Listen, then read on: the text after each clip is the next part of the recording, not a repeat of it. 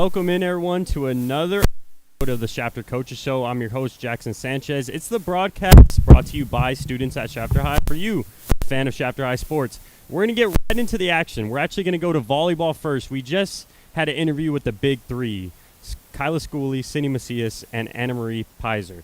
So we're going to toss that interview right now and as they talk about their 23-1 season so far. So, guys, let's play the interview. Joined by the big three for the Shafter Lady Journals volleyball. They're 23-1, 4-0 in league. It's Anna Marie Pizer, Cindy Macias, Kyla Schooley. Guys, thank you for joining us. How are you guys doing? Good. How are you? I'm pretty good. I'm not bad. So first off, guys, if we could bring up the stats graphic right away, because we kind of want to show you why we call them the big three. You guys actually lead the team in three different set of categories. You lead the team in aces for serves. I believe you have 53 on the season. Sydney, you lead the team in kills with 203 on the season. And Anna Marie, you lead the team with 151 digs on the season. So for people that may not know what a dig and ace is, I'm going to let you guys kind of go through and kind of explain the process that goes through each one. So you with the serves, how does that work? With the serves, an ace is when you serve the ball over the net to the other side. And it's an ace if it immediately hits the ground and no one can pick it up, or if they shank the ball on the second pass, then that's an ace. And then what goes into serving? Like, I feel like from a fan, right, a fan's going to watch someone serve, they're going to be like, oh, that's not that hard to do, but it's actually, like, pretty difficult. So talk about, like, aiming the ball in certain places. Do you look for weaknesses, like, in the defense? Do you guys kind of talk about that? This person's right here, we're going to serve it to this person. Yeah, we kind of, throughout playing, like, in the sets, we can spot out, like, who the setter is, who's, like, not their best passers, and we can aim for them. Or there's different zones on the court too that you can aim for and serve in those spots if they're open. Like sometimes you'll see in the film, or like coaches on the side of the court, they'll put up like their shirt and they'll say a number, and it's okay. serve too. That's a little good inside information. And then Sydney with the kills, 203. That's a lot of kills. Talk about that, because I feel like that's one of the most exciting parts of volleyball is watching, spike and kill. Kind of talk about that. You've played club for a long time. Obviously, your mom's also the coach, so you know the game. Just kind of talk about your game in general. Well, I think like a lot of things go into like getting a kill. Like first, you have to get a pass, you have to get a set, and so once we get like a good pass, a good set, I know that it's like my job to put it down and get that kill. So there's a lot of like areas you can place, just like in serving there's areas that you could swing to get a kill. So there's line, there's angle, there's seam, and then there's hard angle, which is like 10-foot line. Nobody on our team usually hits that. Well, Kyla could hit 10-foot line, but that's like a straight down. Like only if you have to type of thing? No, that's like if it's a really good set and you're just like going up to hit and you just hit it as hard as you can, as like it goes straight down. Yeah, just slam the ball. And so Kyla does that a lot. But as we know in defense, defense is super important in volleyball. And Anna Marie, again, 151 digs. That's a lot of saves. Kind of talk about that. To me, watching volleyball, that would be the scariest thing, just someone hitting the ball. Yeah. And having to just sit there and take it. So kind of just talk about that. Well, yeah, defense does win games. I would say in any sport, defense wins games, so it's really important. But, yeah, like, I just try to read the offense and read where they're hitting and dig what I can see. You know what I mean? Yeah. And then you guys talk about watching film. So do you guys watch film as a team? Do you guys kind of watch it individually, or how does that work? We watch it individually, but we don't often watch film as a team that often. We only really watch film as a team if we like absolutely know nothing about the team we're going to play against. Like, we need more insight. If it's like playoffs or something. Yeah, if it's playoffs, we watch film during playoffs. Because I feel like in volleyball, right, as far as like the sets go and everything, like each play, each set, it's kind of, you guys kind of have the same routine. It's just about who's going to play better in that specific moment. Is that kind of correct, right? There's scheme that goes into it, but it's like really a game of like who's going to play better that day, right? Yeah. Awesome. And then guys, if we could play some highlights now, and we're going to pause these and we're going to let you guys break them down, because you guys could probably break down these plays. I believe this one's a block, guys. If we could pause it right here. Kyla, I believe this is you, and this is your block. If you can kind of get closer to the screen too, if you need to kind of see it. Just kind of talk about, what are you guys communicating right here when the ball's in the air and it's hit to the other team? Because you guys are shifting a lot. Just kind of talk about the communication of things. So before it's about to hit the setter's hands, we kind of look at her stance to see where she's going to set the ball. And I'm either talking to my outside or I'm talking to the right side. If she's going to set the middle, the outside, the right side. But you can tell, like, when it hits her hands, if she steps back, she's going to set the right side. If she steps forward, she's setting the outside. And then, So guys, we can fully play the video. The outside? Yeah. So this was a set to the outside, so you Mhm. guys shifted to the far right. And, okay, so another quick question. When you guys huddle up after each kill, is it just a quick, like, let's go, or do you guys have, like, a chant? What are you guys saying? Usually it's just a quick let's go, and we just tap each other, make Yeah. sure everyone's like mind is in the right spot. Okay. But I would say for every like a ace, a kill, like we do have cheers, We and the have bench cheers, does yeah. them too. Mhm. Okay, sweet. And then if we could play this next play, guys, now. I believe this one might be a kill. I could be wrong, though. Pause it right there, guys. All right, so now on the offense side of things, right? Talk about this setup. Do you guys go into this play knowing where you're going to, the setter's supposed to set the ball to a certain hitter, or does it kind of switch in the middle of a play like this? Well, I feel like our setter is really good at like knowing who our hitters are. So like, I would say that the big three, like me, Anna, and Kyla, are probably the best hitters on the team. And so right now we have Twin and we have Rylan up. So the ball is most likely going to go to me, and also it's whoever is calling the ball the loudest, so she can hear you. Okay. So whoever's communicating with the setter is the person that she'll usually set. So right now I'm just calling it. We don't have our libero back row. We have Kyla back row, so I have to make sure that I know who's around me and stuff. And I know Kyla did a good job passing that ball because it ended up being a kill. So. All right, let's watch it fully, guys. And then, is this the same one? This is a different one. So we could play this, guys, a little bit farther. This will be the last one we look at. Pause it right now. Okay, so from my perspective, that set right there by the team's not ideally right. She wasn't set up her feet. But does that kind of mess you guys up a little bit when it's unconventional set like that? Because you can't really tell where the ball is going. I would say when we're playing teams like this, like we kind of know they're gonna either set like their outside because that's usually their best hitter of like teams like that. Their outside's the best hitter, so we cheat a lot to the outside during league. But when we played Templeton, they had all their good hitters, and they also hit back row. Even their So setter could it was hit. a little more difficult, and their setter could hit. So it was a little more difficult to read the blocks. And then if we could play this, guys, all the way through. And then pause it right here, guys.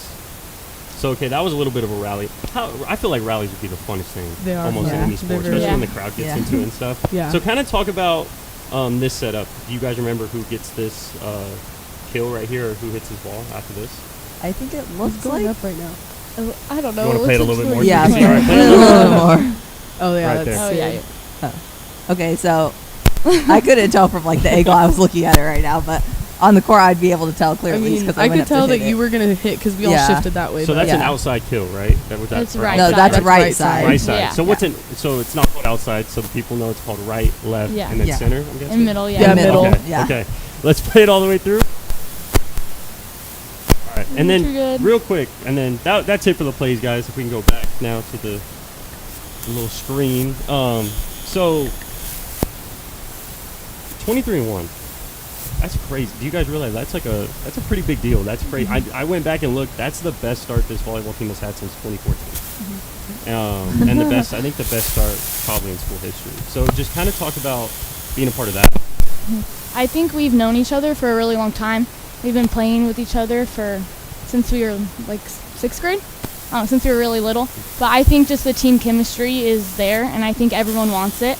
And so that's what we've been working on in practice is like our mindset and being strong and being able to know like what the other teams are doing and how to win. And I mean, we have a graphic up here. It's true. It said graveyard on it. 'Cause you guys are you guys just start beating teams. You guys are like, I mean, I think you guys have only had one set scored on you in the past like 6 games, maybe. Yeah.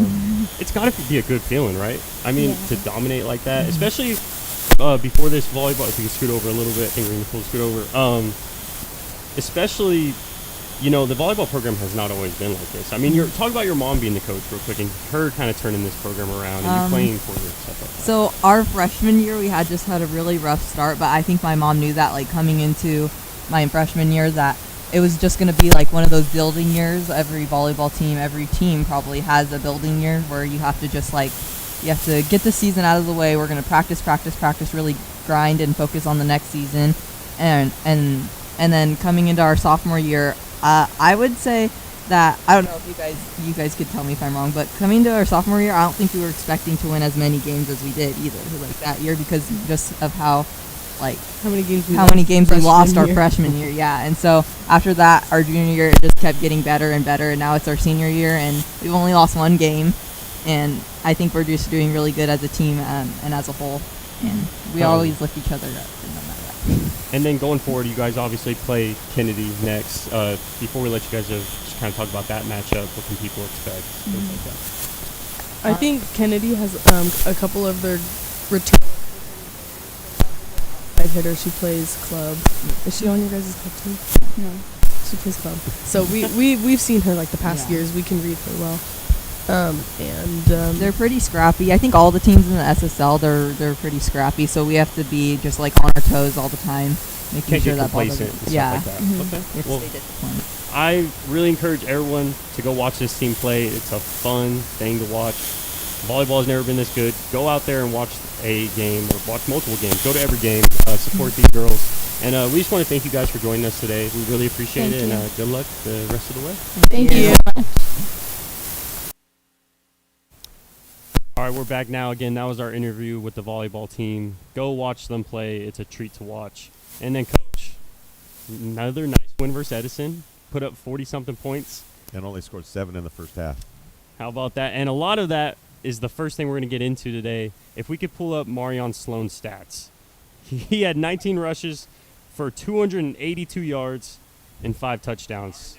Coach just kind of by the big three for the Shapley Lady Journals volleyball. They're 23-1, 4-0 in league. Good. It's Anna Marie Pizer. Yeah, I mean he's kind of one of those things where he's doing all the things right, you know. So, and I think he's just starting to tax and get used to the running. I mean, the reads and everything else that he goes through. I think he's just getting better at it. But when you have a kid back there, even as an offensive lineman.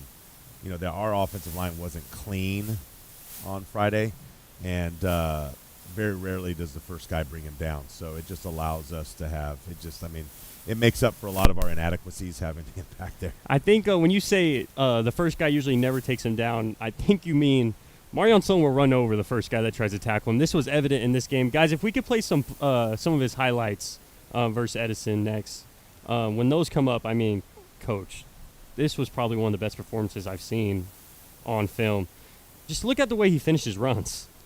And that kind of sets the mindset for your whole team, right? When you got it back like that. Well, I think it's one of those things where when you start seeing guys do this type of stuff, like this here, this to me was a big boy run. That was we were down at that point. You know, we had gotten down to the 1 yard line. He had been denied down on the goal line, and I kind of challenged him a little bit. And he came in and we scored in 2 plays. And this one to me is the one where I don't think people really realize the speed that was on the field for Edison, and for him to shuck off a tackler and then still extend away. I think it just shows how dynamic of a runner he is. I mean, you talk about the vision too. I mean, we kind of talked about this a little off air. He's cutting back at the line of scrimmage, you know what I mean? It's a D1 level guy back there reading the defense and stuff like that. Again, testament to the offensive line though too. I mean, yeah, it's fun. We talked about that a little bit on. I wasn't happy with some of the smaller things that we were doing offensive line wise, and we're fixing that stuff.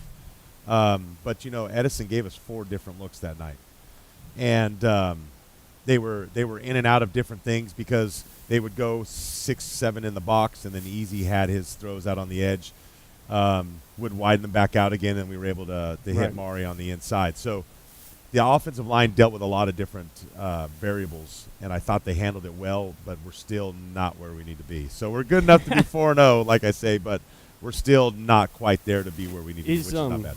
To run the ball like that, though, as a former offensive lineman yourself, you got to love it, right, as a coach, to see your team assert themselves like that? Well, I think that's one of the things that a lot of people, they think they see Ezekiel and they see that stuff. A lot of people think of us as a finesse team. Mm-hmm.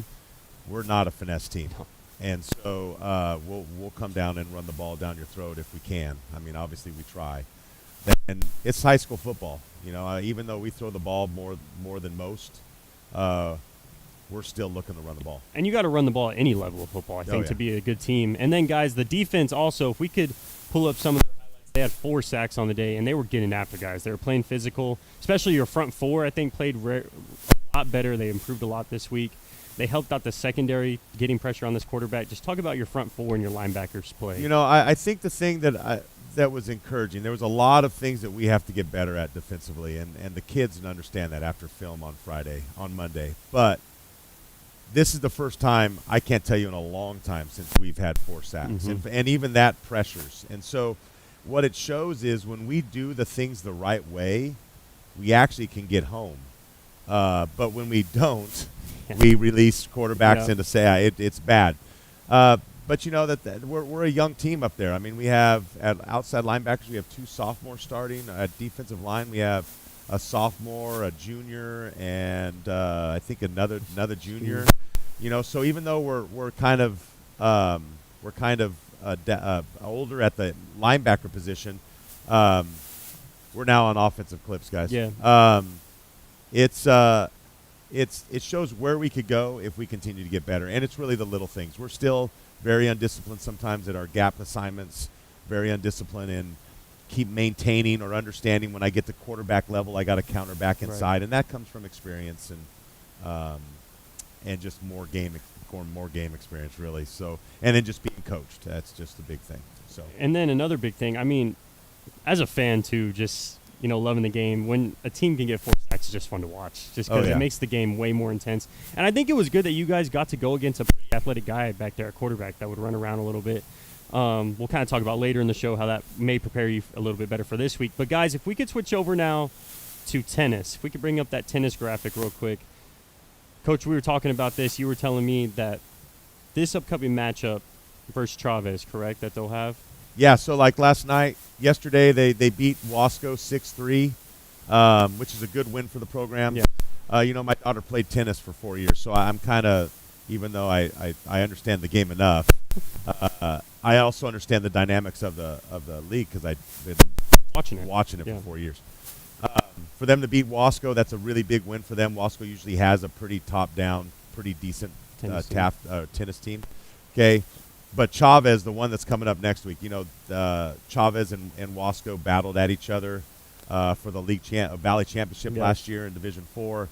So, our tennis team has a win against them. They went to their place and beat them, and now we have them back here.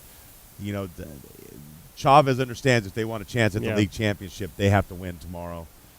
Shafter has the opportunity to do something they haven't done in a while, which is win a league championship, and really set them up to where they're going to be in the section championship run. They're a base D5 team. Last year they got bumped up to D4. It looks like they'll probably be bumped up again this year just because of how much success Coach has had with this group. So really good. I mean, if you guys are on campus, they're playing against Chavez tomorrow over at the tennis courts. Really good opportunity to go watch some tennis and cheer on our girls who are tracking down a league championship. It's going to be fun to watch, and I think, again, we say this a lot each week, but it's really nice that I feel like all our fall sports are doing really well right now, and it's a great time to be a fan. And then now, let's pivot again. Let's go to this week's matchup versus St. Joseph. And St. Joseph, if we could pull up that graphic, guys, they don't have their stats posted anywhere. As a coach, put your stats in, man. It's you're not fooling anybody. You're not tricking anybody. Put your stats in. Your kids look at that stuff. Colleges look at it. Is it based on recruiting? No, it doesn't. It doesn't help. It doesn't help recruiting, but it definitely doesn't hurt recruiting to see that type of stuff. Kids want to see it, so it's really tough for us to compare each team by stats. But it's that thing down there, and then I wish we would have put the points the other side of it. How many points they're giving up and getting, but you get to see that one because that is put in no matter what because of score. Scores are entered. And guys, we could take this graphic down now. Last week I got to go film them. This is a matchup I think the whole town's going to show up for. This is a lot of people are already talking about this matchup because really, if you think about it, people going into it's going to think it's going to be a shootout. It's two high-powered offenses going into it. When I watched them last week, they're a team that likes to throw the ball, and they like to press vertical, which means you could see a lot of long passes as a fan. Really fun to watch. Kind of just talk about the matchup in general. Well, I think they're probably the most complete team that we'll see all year. I mean, and that's up to the regular season. I think they run the ball well, they throw the ball well, and even though we see teams that are good most of the time at one or the other, they're very talented at throwing the ball. They got a really good receiver at number 4. Their tight end is actually pretty darn athletic as well. Their running back, who I don't think is a blazer, but he runs really hard. And then you got a quarterback there that he throws at about 50% on his throwing percentage, completion percentage. But it's the other things that he does with his legs, the other things that he does with extending plays that really makes him difficult. Because when I was watching them, every time they threw the ball, they're usually rolling him out, and it's usually not a drop back and pass in the pocket type of guy. Like you said, he's very sporadic where he moves around. They'll roll him out. So as the defensive line now, we're just talking about the defense. When you have a quarterback that rolls out like that, defensive ends are probably one of the most important positions on the field for this game. Have you been kind of, has your defense coach been working with them about keeping him contained? That's the biggest thing. We've been talking about as a staff. Keep him in the pocket. Keep him in the pocket. Keep him in the pocket. And then when he does try to flush, collapse. Now in a perfect world and on a whiteboard, it works every single time. And when you're going against a good athlete, a lot of times you're just like, if we can just eliminate 3 or 4 of these plays where he's able to extend out and hit a guy down the field on an extended play, that's 3 or 4 times that those big plays don't have opportunities. So even though I don't think we can totally shut him down because he is a pretty talented kid, we're hoping to try to eliminate some of them and make him be more of a pocket passer. And then just as the matchup, say you go into this game, you win this game. I would say for the program as a whole, it's one of our biggest wins as a program. Would you agree? Yeah, I would put. The thing is, most people are going to look at the BHS and the BCHS wins a few years ago as probably one of the more bigger ones, but that's a local thing. I think when you look at, they're a Division I school. They are in the Division I playoffs this year, so it would be us playing a legitimate D1. Whereas BHS, they were in D2 at the time. BCHS was in D3 at the time. Now they're at D2. I think BHS is back up to D1. But as far as a program win, this is a pretty solid program win for us if we can figure out a way to beat them. They're a very talented team, and I think it's really good for us to see where we're at. And if we can continue getting better. This is a team that will take advantage of when we lose and do the small things that we're trying to get better at. If we don't do those consistently, this team will take advantage of it and hurt us. And kind of talk about that, the mindset going into it, because a lot of high school football games, a lot of time the team that loses is beat before the game even starts because they go in thinking they're going to lose. How do you get your team prepared mentally to prepare for a Division I team, or do you think your guys are really experienced now where it doesn't faze them? I think on a whole, that type of stuff. I tell the guys all along, if you want to be in big games, you have to win games.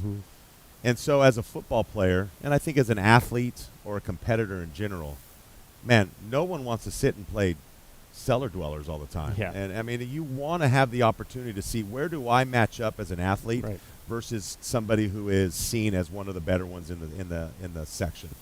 And this is one of those opportunities. St. Joseph's is a very talented team, but I also think we're talented as well. And so I think there's not a lot of people outside of maybe Shafter, and there might be some people in Shafter that are doubting it, that they're coming to the game to watch two good football players, two football teams play. But I think all of them they're a D1 team, and they're pretty good, and they've da-da-da-da-da. But I think our kids are confident. I don't think they're cocky, but I think they're confident. I think they understand that they execute our game plan, and they do what we've been teaching them to. Does it make sure that we win? No, but it does give you the best opportunity to. And I think they're starting to figure that stuff out, that your way is not going to be the most successful. It's doing it our way as the most successful. And then I feel like, too, because I kind of forgot, you guys played them last year, too. I don't know why that game just kind of gets forgotten about from last season. So I bet that helps a lot, too. You guys are a little bit familiar with them. I think the thing that most of the kids, I mean, even the JV kids that are up have played against them. They understand. It's not like we're rolling out and playing a team that all we do is hear about. Yeah. We have some history, and we played against them in 7-on-7 and the like. So it's not the first time we've seen them. Excuse me. So their coaching staff kind of knows us, and we've kind of learned their coaching staff as well. And their OC does a really good job with their guys. I'm like just watching their offensive film. I think they do a really good job of getting their athletes the ball in a myriad of different ways. So it's going to be fun. I think from a schematic way, I think you're going to see some good football on Friday. Fun football. And then to end off the show, I kind of just want to ask you, as a coach, you play in a lot of big games now.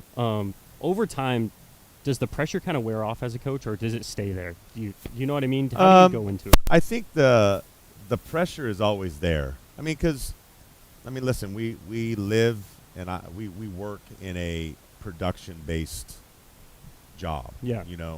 And now we're sheltered a little bit just because my job isn't. My main job is not head football coach. Yeah. Right. Yeah. So it's not like we're in Texas or one of those schools You're where getting paid all I do is put on shows and coach football and make sure my youth football teams are doing well. I'm a teacher first. So, but even with that, especially at a city like Shafter, and I think our past, I really feel like the community, I think not only in Shafter but the surrounding areas expect us to compete every year. Yep. It doesn't matter who's on the field. It doesn't matter what you have. I think they look at that. So I think it's going to be a fun night. I think you're going to have two solid football teams. Game time is at normal time, 7:30. It will be live streamed on NHFS and on the Kern High Network. Will be one of the live games on the Kern High Network this week. So yeah, it's going to be a good matchup, and I think it's going to be a fun game for people to come out to. Hey, we're going to need the general. Yeah, we're going to need the general faithful out there to really make some noise.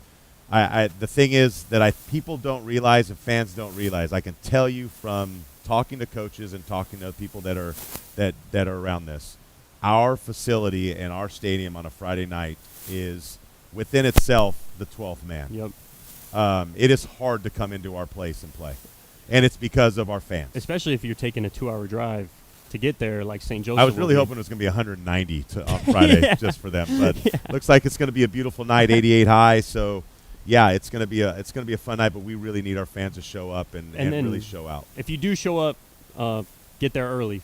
JV game starts at 5 o'clock or 5 o'clock. 5 o'clock. Go watch the JV team play. Get yourself a parking spot, because I do think this will probably be the most packed game outside of Kennedy, Wasco. Kennedy's away and Wasco's at home. Yeah, it's going to be a packed night. And what's fun, too, is, there's two teams in the SSL that have buys this week, Kennedy and I think Delano or somebody like that. One of those ones, too. So I guarantee you they'll be here just watching. So it's going to be a fun night. Looking forward to it. I think it's going to be a really good night of football. And I think it's going to be a really good telling night for us as a team. I think this is a good opportunity to really show up and make some improvements and show that we can play with a lot of different teams. Well, I know I'm looking forward to it. I bet you the viewers are too. But that's going to conclude our show. Again, 7:30 here at Shafter High versus St. Joseph is going to be a fun game to watch. Make sure you go out there and watch it or watch the stream. And again, we'll see you guys next week.